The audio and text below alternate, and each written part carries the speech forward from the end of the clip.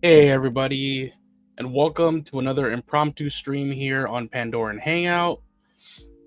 But we actually have some new info that dropped today from Empire Magazine, so I figured let's just go live and go through the new information with you guys.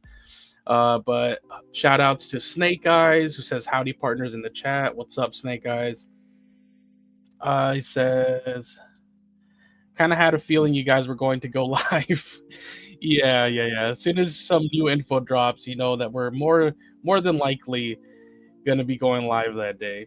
But yeah, let's see. Just give you guys a minute to file on in. But yeah, some pretty exciting stuff today. Finally, a new look at a new clan, and a new RDA ship. So that's gonna be pretty exciting stuff.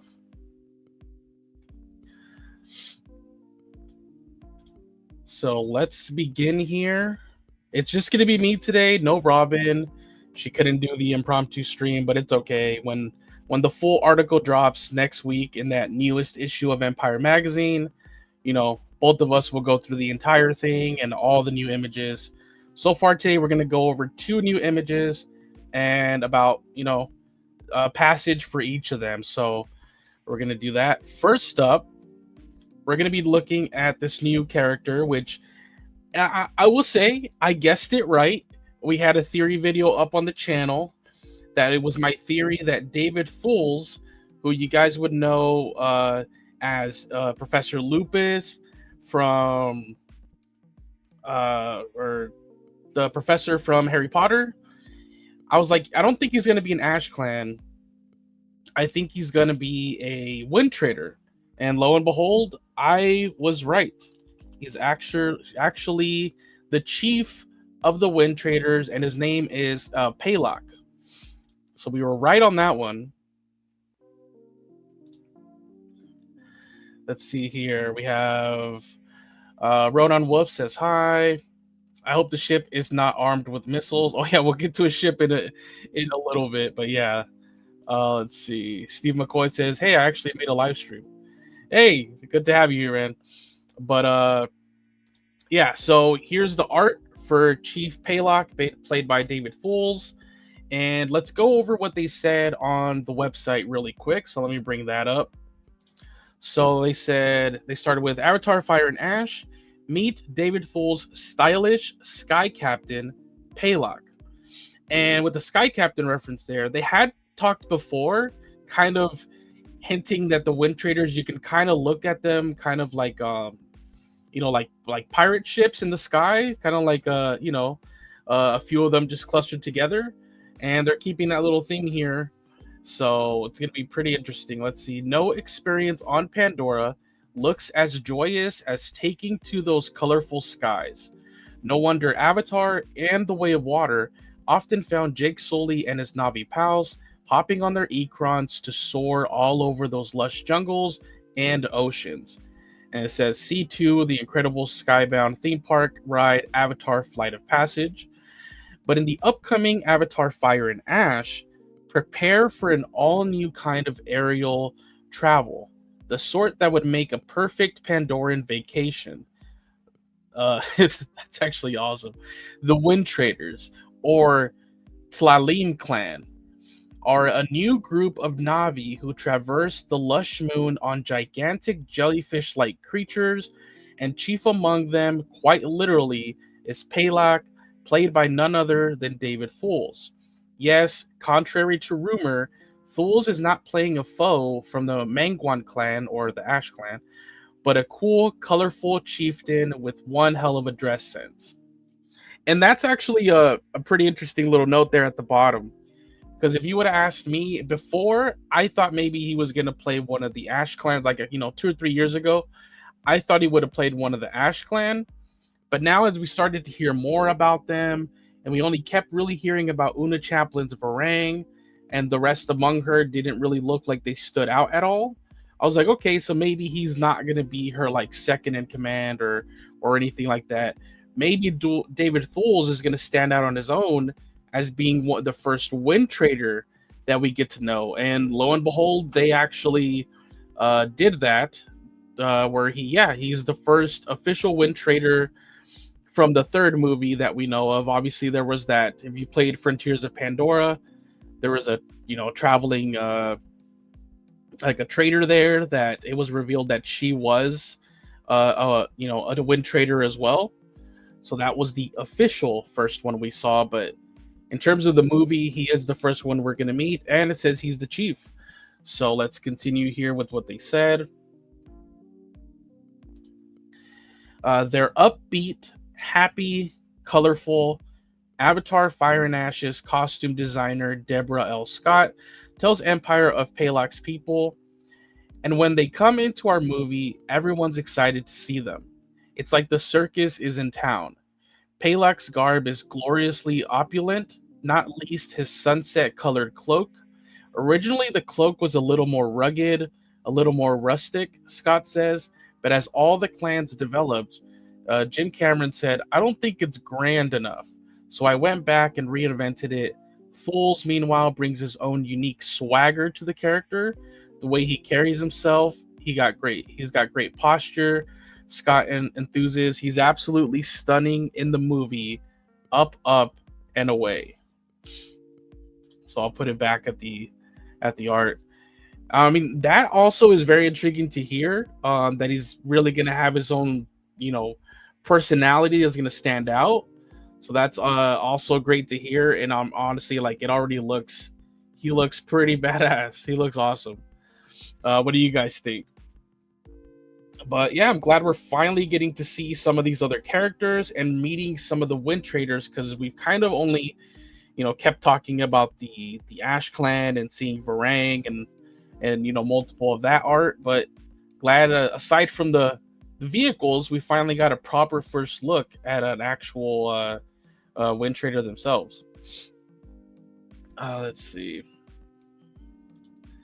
Oh, Britannia Brown, I haven't seen you around here in a while. Says hello, everyone.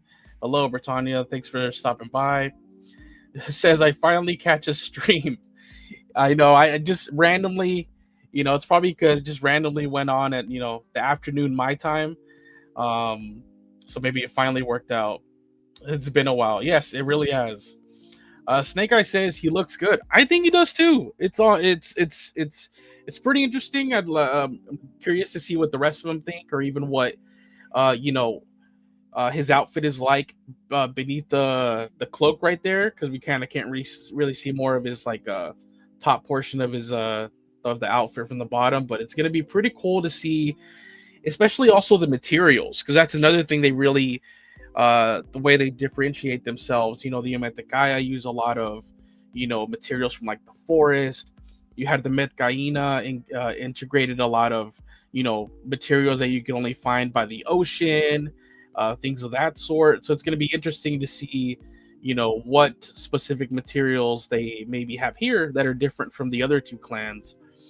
But yeah, I think he looks pretty badass, and I'm interested to see his swagger. Is he going to stand out as much as like a Captain Jack Sparrow did in those Pirates of the Caribbean movies? Like, I'm interested to see what they mean by he has like a certain swagger about him, and even the way he carries himself. So that's going to be really interesting to see. Let's see here. Brady says, I want that cloak. I love the costume design. Yeah, Deborah Scott just keeps knocking it out of the park with all these different costume designs. And yeah, the cloak is pretty awesome. Pretty awesome. Cassie says, who is that? So that is our first look. If you're just filing on in, that's the first look at a Wind Trader from the upcoming Avatar 3. And they said this is actually the chief, Palak, played by David Fools, who you'll know from the Harry Potter movies as that professor that also becomes like a werewolf, I believe. So that actor, and we had theorized that before on the channel, like a couple of videos ago, and it turns out we were proven right. So 1 for me. Britannia, well, it's nice to see a Navi not almost naked. Oh, Britannia. I remember you used to come out with those when we were going over the different comic series and stuff. But yes, you're right. A Navi that's more clothed, so that's great. And hey, it's probably because they're up in those the higher altitudes, it gets a little, a little colder up there. So you need to have a little bit more clothes on. So it makes sense. Most clothing I have seen on Avatar wear it so far. Exactly. And it's probably, like I said, because of maybe the higher altitudes that they really need to wear more clothes. Because hey, but get rid of. I mean, get ready to see the 180 of that when it comes to the Fire Clan. They're going to be taking their clothes off. It's going to be hot. So get ready for literally the inverse of this when it comes to the Varang and her gang. That rhymes. Don't hit the player, hit the game bars. Let's see. Cassie says, "Is he in Fire and Ash?" I'm confused. I don't know who that is. Yes, we're just learning this right now, or just today. This is a little preview of the upcoming article, the bigger article we're gonna get in the next Empire magazine. I don't know if you've kept up, but apparently, what Empire magazine is gonna do this year is every issue, so 12 different issues. Each issue, they're gonna give us a new article interviewing, different cast and crew. That is gonna give us new images and new information about Avatar: Fire and Ash throughout the entire year. So now we have some new information to look forward to every year, or every month, I mean. So that's really exciting.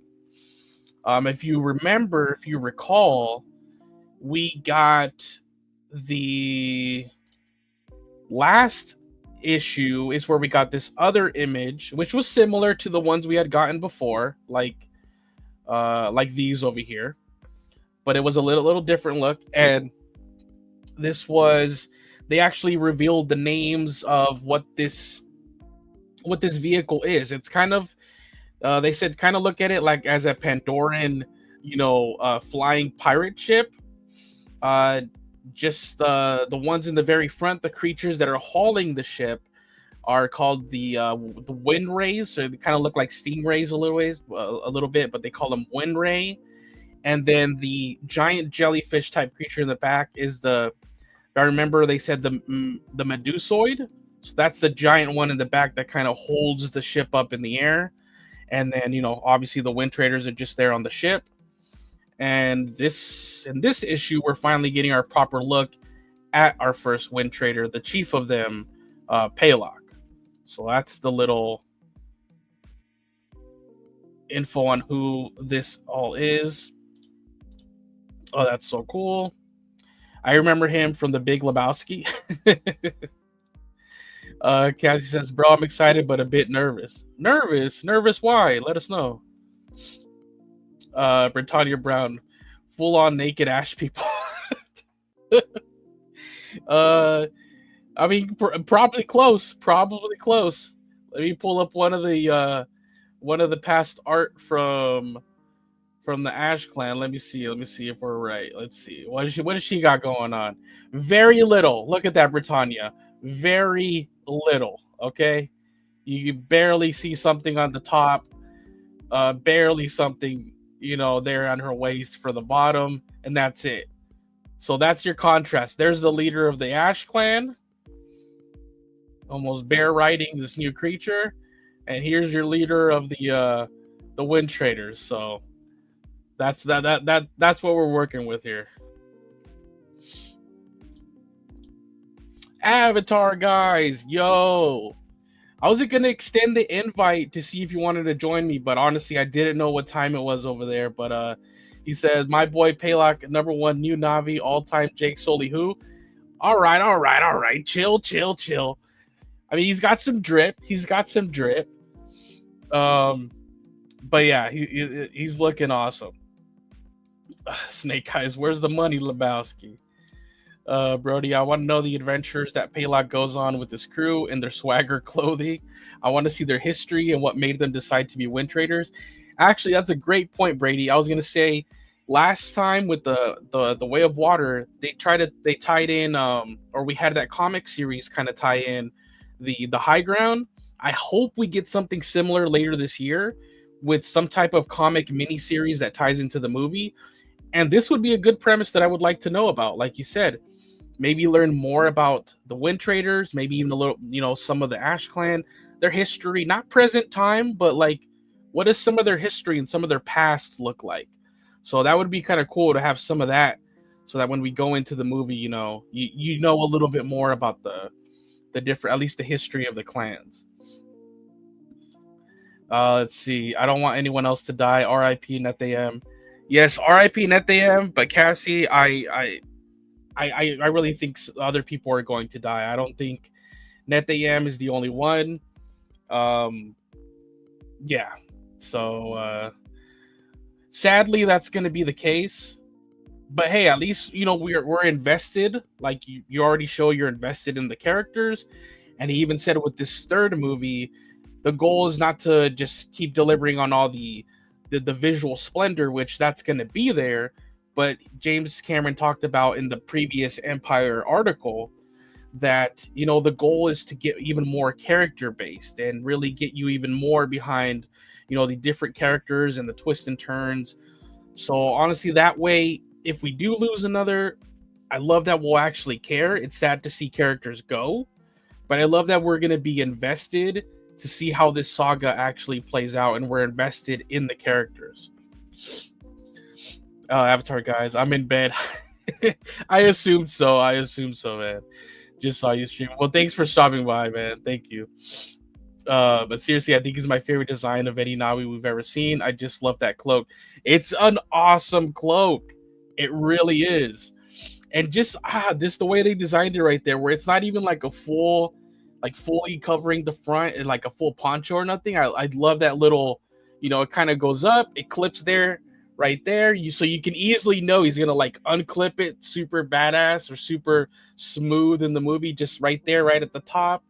Oh man, that it looks awesome. Nat, praying Avatar merch goes all out for Avatar Fire and Ash, already making space for new Lego and Avatar collectibles. Hey, if their shirts are not on point, it's okay. Don't worry, because Robin, our right here, our resident co-host and amazing artist, is gonna go all out on exclusive designs once we get even better references of these different characters and creatures and vehicles. So stay tuned for all of that, because yeah, they're going to be pretty awesome.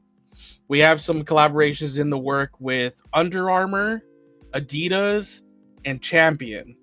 So you're going to be able to get Avatar merch designed by us here at Pandoran Hangout on these three top brands: Under Armour, Adidas, and Champion.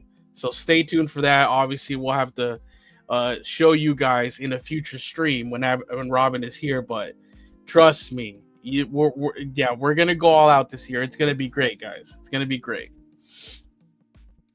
True, Britannia. I hope they give us a little glimpse at Varang official look. I mean, they said the article was gonna focus on deadly foes, so I'm surprised they showed us, Payakan here, since they kind of just said we were going to get a look at deadly foes. So I hope, like you mentioned, there's another good reference look at Varang. So I hope that's another one of the images coming up. But speaking of what else we got, let's move on to the other image we got revealed today and what they had to say about it there on the Empire magazine. So let me bring that up, and that is this new giant RDA ship that they're calling the factory ship. So as you can see, with plenty, and look at that, we had one sea dragon we had to contend with in the Way of Water. Look how many are already right here on the screen. 1, 2, 3, 4, 5. I'm counting at least 5. And they're dwarfed by this new factory ship. This is just blowing my mind. I was already thinking the Sea Dragon was probably one of the biggest, you were going to get to when it comes to on the sea. But no, they had something else up their sleeve. So let's see what they had to say about the factory ship. So they say, Avatar Fire and Ash will bring an airborne and waterborne battle for the ages. Let's stop right there, because I think from the community and even for myself, one of the things that maybe after the dust settled a little bit, that some of us maybe said, not all, I'm not going to, put all of these words in everybody's mouth, but well, at least I did, was, when you finally, the dust settled and you look back at that battle at the end of the movie, it was awesome. It was great, but it was still nothing compared to, the battle at the end of the first movie. And not every movie has to. So I kind of like that. Yes, we still did have a battle, but it wasn't to the scale of the Battle of the Hallelujah Mountains. But this one sounds like it finally is going to be another one to contend with the battle for the Hallelujah Mountains. So let's read on to see what they said. As Chief Brody famously said upon seeing the shark up close in Jaws, "You're going to need a bigger boat." And that too seems to be exactly how the RDA felt after their Sea Dragon ship was trashed by heroic space whale Payakan in the final reel of Avatar: The Way of Water. James Cameron's mega sequel ended in a colossal aquatic battle that led to major casualties on both sides and left the RDA running away, tail between legs. But as we head towards this year's Avatar: Fire and Ash, the conflict has only just begun, and the RDA are ready to strike back.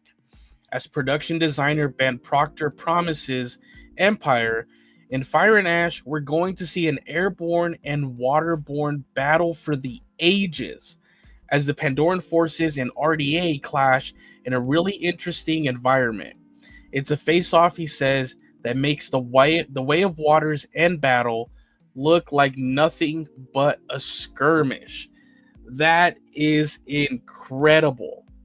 And honestly, there you go.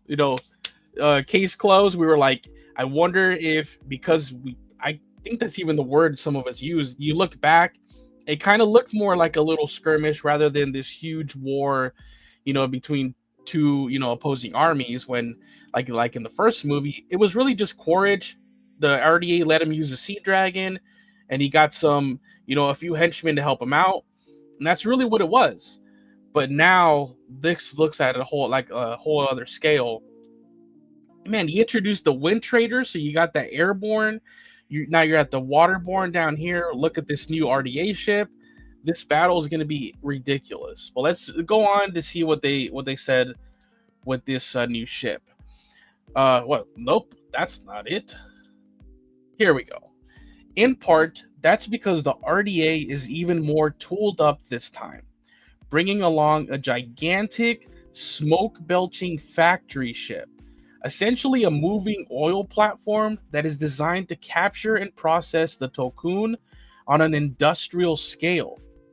More than twice the size of the Sea Dragons, coming out of these vehicles is an army, and all that leads into a war, says Ben Proctor. At the end of Avatar 3, what we're going to see is something of a scale in terms of conflict that we have not seen before.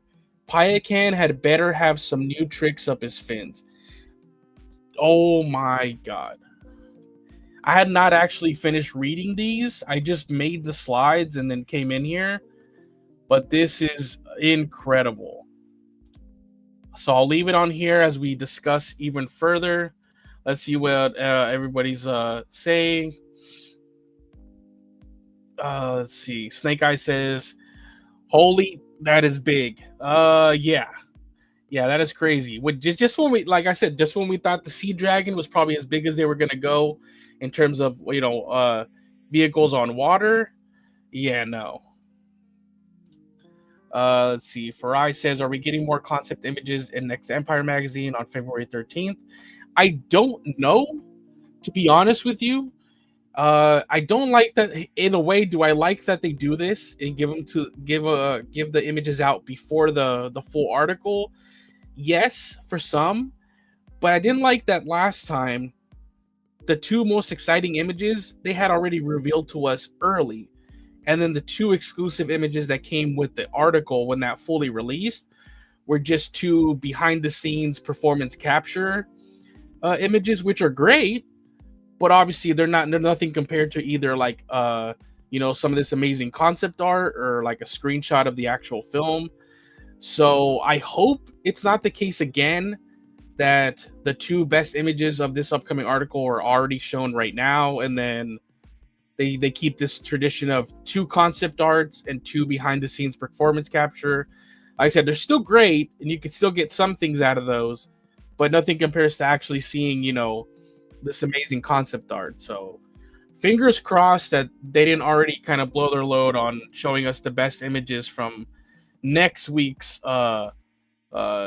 magazine. I can't. Cassie says I can't stop watching this live. It's so interesting.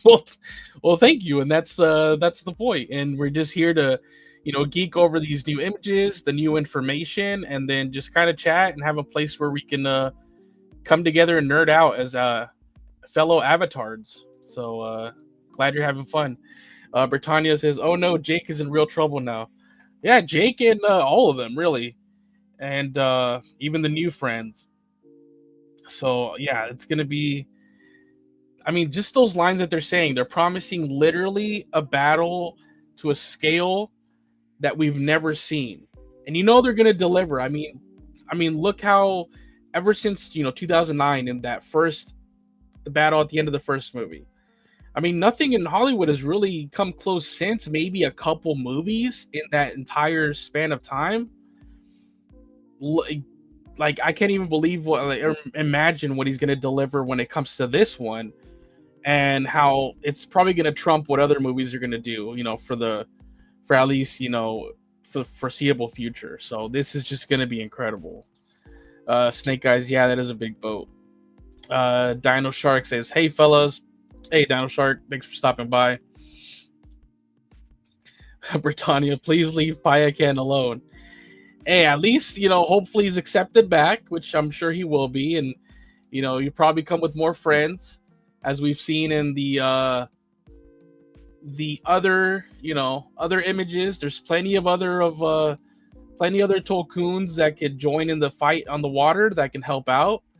So hopefully that's the case.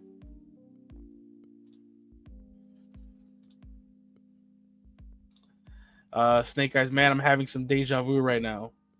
Specifically about what?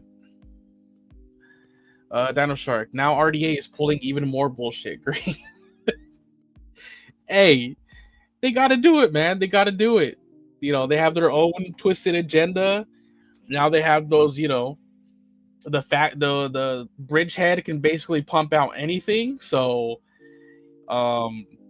I'd be curious to know if this factory ship is one that was already like pre-designed by them, like they already knew they were gonna do it, or if it was a not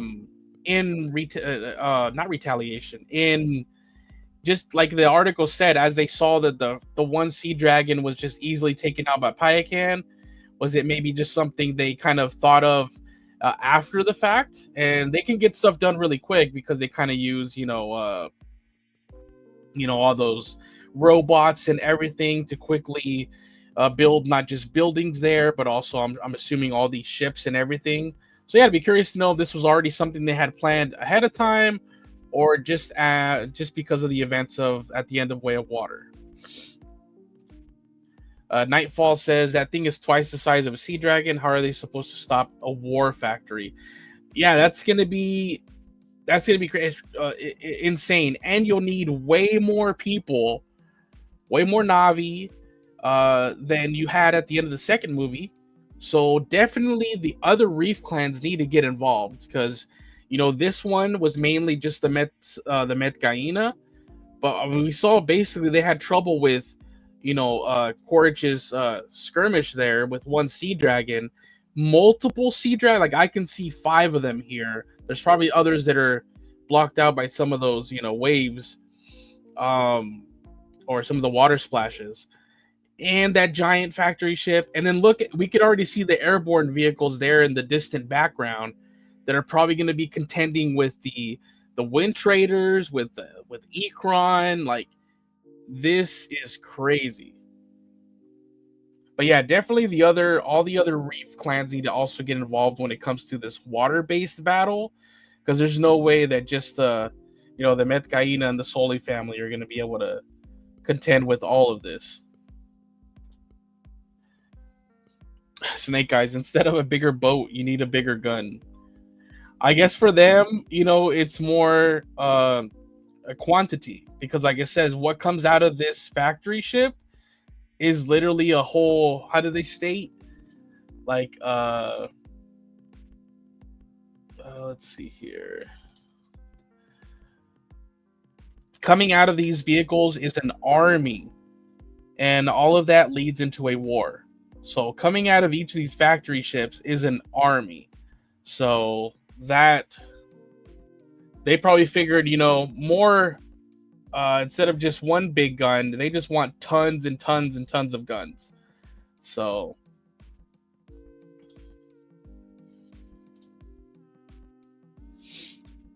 Steve McCoy, maybe it'll rival the battle for Minas Tirith. Yep. There you go. That's another amazing battle. And already going back to obviously the first Avatar movie, it already had one of my favorite battles, not just because of two armies clashing there on the ground, but it already was in the way if you think about it, it already had an airborne section, it had a ground section with the ones down there in the forest with the amp suits and stuff. That's where you had Wayne Fleet and them contending with Norm charging with the clan that's now decimated. The Dire Horse clan that was forgot the exact name of the clan, but the ones that in lore now it says they were kind of decimated by the end, and any surviving members are now integrated within the Metkayina. But that was a sort of a ground base, and then you had the aerial, of course, with the Ikran and the dragon and the Valkyrie and things like that. So scorpions and things. So we already kind of had a glimpse at that, but it looks like this one's going to be at an even bigger scale. So it's just going to be incredible. Faraz says if they bring that ship to the Metkayina, they should bring their version of Taruk to defeat them. At some point, I hope Jake kind of does a 180 on his decision to let Taruk go and be like, yo, I need you again. We thought it was over, but it's like, come on, I need your help. You need to look at this factory ship. You know what I mean? Like, come on. So I hope he can somehow get Taruk back throughout these sequels, and it wasn't just a one and done with the first movie, or like you said, something comparable to it. I mean, compare for the Metkayina, like their huge creature in a way are the Tulkun. I don't know if there's something. Is there something even bigger? It's like, oh, just when you thought the Tulkun was the biggest, now there's something else, twice the size. So who knows? Who knows? Hey, there's also the other sea creatures can maybe get involved as well. You have the Akula, you have things of that sort. So hopefully, maybe let's see. Dino Shark says maybe the Ash Clan is that deadly. We'll see. The interesting thing here, though, is that I think the Ash Clan is going to be working with the RDA. I don't think they're going to be, working with the protagonists that we're following, like the Sully family and the Metkayina. I think they're going to have some kind of, frail partnership with the RDA, sadly. So they might help the RDA when it comes to the airborne battle. Since we know, as we've seen in previous images, let's see here, that, they're going to be helping with that. They got their own weapons on there. Who knows? Maybe by the end, this kind of makes us think that they're attacking the Metkayina, because we could obviously see this is the Cove of the Ancestors. But maybe they're, just arriving to join in on the fight, but I kind of doubt it. I think we're actually going to be, they're going to be against the Sully family and the Metkayina for Avatar 3. Let's see here. Britannia, they better leave Payakan alone, or else I'm going to James Cameron's house. Oh man. Start charting the course. There are 3 Papa Dragons in that image. Yep. At least it looks like at least 3. Yeah, you're right, man. Papa Dragon. Brady, the fact that they're saying the battle is going to be bigger than the Way of Water is incredible and satisfying. This is going to be Avatar version of the Two Towers and the Return of the King spectacle. Exactly. And like I said, honestly, I would think of the Way of Water's battle sort of so far that we've gotten, compare that to the Two Towers, Helm's Deep. Because if you really think about it, at the end of the day, it wasn't this massive, two huge armies. It was kind of like, condensed to just right there outside of Helm's Deep, with one army attacking, the other one defending. More the bigger one was obviously in Return of the King, with I think somebody else mentioned it, outside of the battle for Minas Tirith. That one was way bigger in scale, which so far our comparable battle of Minas Tirith in Avatar has been in the first movie. I would say that one was still bigger than the second movie.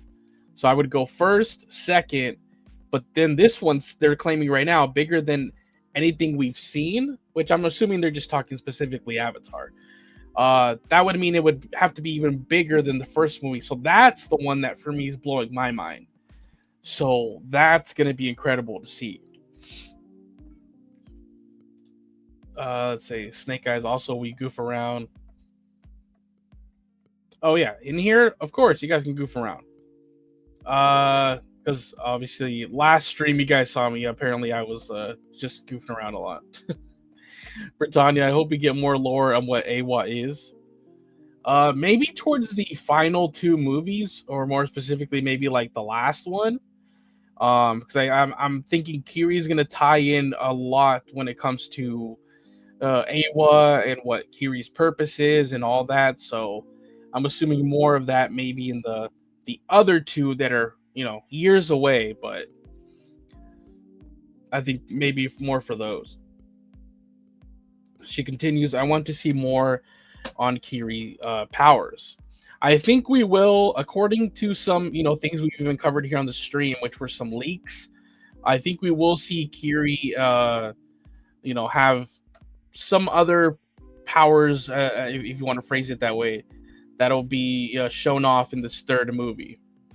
Let's change it back to him, just for anybody that's joining us this late. It's not just a factory ship. We'll keep popping back and forth, but let's continue with your guys' comments here. Let's see. Faraz says, what if it's like when Jake asked Awa for help, but this time it's Kiri, so there's way more creatures? Yeah, that would be awesome. That would be incredible. Awa has heard us. Awa has heard you, so hopefully, like I said, there's a lot of creatures. There's the Akula, there's the Nalusa, there's the Tulkun. Just those 3 different species right there are huge. Tulkun obviously bigger than the other 2, but hey, the other ones can still do damage. And who's to say we won't discover some other new sea creatures that we didn't get to see in the second movie. Let's see. Juan says Avatar: The Last Airbender. Oh, my bad. I mean Wind Traders. Of course. Those are gonna keep coming around, those jokes, because of the Wind Traders, and then obviously the Ash Clan with the fire. I guess you could say the Metkayina with Earth. But hey, it's all good. The other series is good as well, and it's going to be coming back on its own with its own animated movies. So the Aang Gang will return. Let's see, Britannia Brown. What if Awa is not good as we think? I mean, I'm not going to say you're wrong. I mean, obviously, everything they've shown us so far would be more inclined to say more good rather than not. But you never know. We don't know what the beef is with Ash Clan, like why they have either chosen or because of some hardship or catastrophe, we're kind of forced to disconnect from Awa. So I guess we'll maybe have some of that revealed. Picture seemed familiar for some weird reason. Okay. Let's see, more fire. Brady, I want to see the Wind Traders fight in action scenes. This movie's going to be so epic. I can't wait till December, dude. Calling it now. It's going to make 2.6 billion. Yeah, for sure. I mean, that's another interesting. I mean, I like your 2 points right there. I mean, yes, I can't wait to see what some Wind Trader, action scenes can look like. Hopefully, they're sky ships, if you want to call them that. Hopefully, they're kind of fast and or at least agile enough to or maybe it's just they are gonna be moving slow and they just have maybe like on a pirate ship just cannons or different weapons that are on the sides of them. I guess that's gonna be an interesting thing to figure out. Oh, what sucks there though is that the creatures are really vulnerable. I mean, you have this huge target that's gonna be these the big the Medusoids. That's a huge target for all these other RDA ships to be able to hit, because as soon as one of those goes down, your whole ship goes down, because that's what keeps the ship afloat. So oh god, I hope we don't see that in the movie, but I'm sure they might show us something like that, at least one of them, like going down because of some of the creatures getting shot down, and then obviously the one also pulling it in the front. Let's see if I have a better image of those, which are these the wind rays right here that kind of pull them from the front. Those are going to be vulnerable as well. So I guess it'll be interesting to see if they're prepared for anything like this, because they seem like they're more of a peaceful clan. So I guess it's going to be interesting to see how they perform in this battle, or if they'll even be a part of the battle. Let's see here. I hope 3 is good on the storytelling. My opinion, the first Avatar is better. See, I think what it is with Avatar 2 and 3, if you go back, it was originally like one movie. It grew too big that it had to be split into 2 separate movies. So when you look at it in those terms, yes, the first movie, it seemed like more things happened, or there was more progression.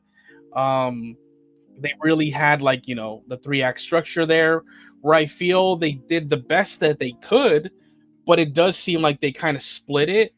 And obviously, if it was one grand movie, not the 6 hours, but if they kind of were able to implement parts, the most important parts from both 2 and 3 into one big movie, I'm sure it would have been, comparable for you to 1, or even better than 1.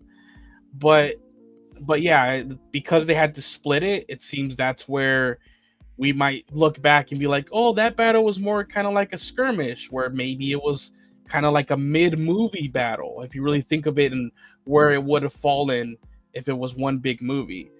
And maybe you didn't have the storytelling or trajectory of certain characters that you would have liked. But I think that would be the reason why. But who knows? Hopefully this one turns out really, really good. They say they're focusing more on the characters and things in this one. We'll have the visual splendor, but it's not going to be the main focus, which is great. Because obviously what gets you invested and keeps coming back and keeps us talking even when the movies aren't out, like in between movies, is all the characters and all of that. It's not really just the visual splendor that can only last for so long. Let's do a few more of these and we'll probably head on out. It was just 2 images, 2 descriptions, but just wanted to kind of share that with you guys and see what you guys thought as well. So let's see here. Britannia, I agree. The story for 1 was good. 2 was a little dull. I think once the dust settled, you can maybe look at it that way, like I said, but it was originally 2 and 3 were one movie. So if anything, I think those would be the reasons why. Let's see. The Lego sets for 3 are going to be insane. Yeah. Definitely need to get a factory ship. So I hope a factory ship is in the works. That's going to be incredible, because you could literally, put tons of RDA personnel. Treat it like they did the Millennium Falcon for Star Wars. Like, give me a huge one like that, where, dude, that Millennium Falcon, you can put all these different Legos in all these different little rooms and different quarters. do that for this. So make this a really good, even if it's one of their what are they? I don't know what they call them, but the ones that are in the black box, they're not really meant for like for kids. So they're really the ones that are the bigger sets, the more more pieces. So give me one of that for the factory ship, and I'll be sold. Let's see. Do you think the Wind Traders will have Ikran or a different creature other than the jellyfish thing? Yeah, I assume they still would at least have Ikrons, but hopefully maybe some other we meet some other new creatures. I mean, we see Varang is going to have her own brand new creature. It seems that it's exclusive to her. It doesn't really look like the other ones are using that same creature. Uh, Even though if you look at their Ikron right there, they kind of like look at that awesome Ikron there at the bottom right. Look at the spikes on it. So even when it bites, I think they do that. I don't know if it's kind of to reflect the creature that Varang has, or just that's just their style. Just like sharp bones and things everywhere. But that's an awesome looking gear set right there for that Ikron, for one of random Ash Clan member number 7.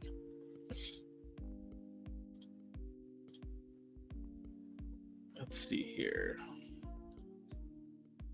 Just give me 1 second, guys. I'll be right back. Just give me 1 second. I'll turn up the music for you guys.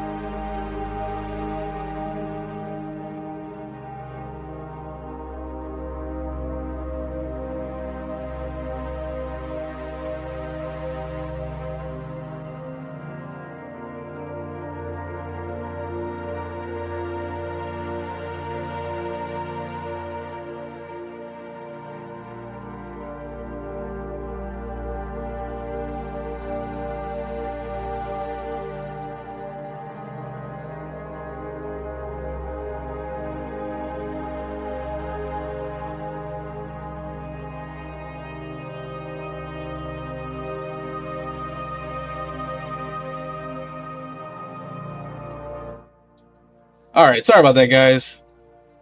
But let me just get through a few more of your comments, but then I will have to wrap it up here. But yeah, it's been fun, and you guys are like really active right now. I'm really sorry that I don't have more time. Like I said, it was just like an impromptu stream right here, so I don't have all the time. Let me just try to get through a few more of these. But yeah, definitely we'll have to, get back together and talk more about this. But let me see. We have Juan who says, yeah, it felt more like Helm's Deep. Exactly. So I would say Way of Water was Helm's Deep. And so far, our Minas Tirith was the Avatar 1, but let's see what this one delivers here. So, Dino Shark. Notice the only creatures they revealed are the Ash Clan, Tetrapteron, and the Medusa. Well, also the Wind Ray. Don't forget the Wind Ray, which is this one right over here. Like I said, it's the one that hauls the ship, while the Medusoid is the one that keeps the ship afloat from the back. So the Wind Ray is the other one they revealed as well. Don't forget. Let's see.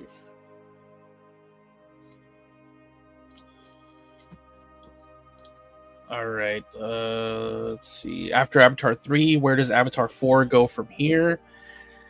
I mean, I know they have told us that eventually we're going to go to Earth. I don't know if that's at some point in 4 or if that's strictly in 5.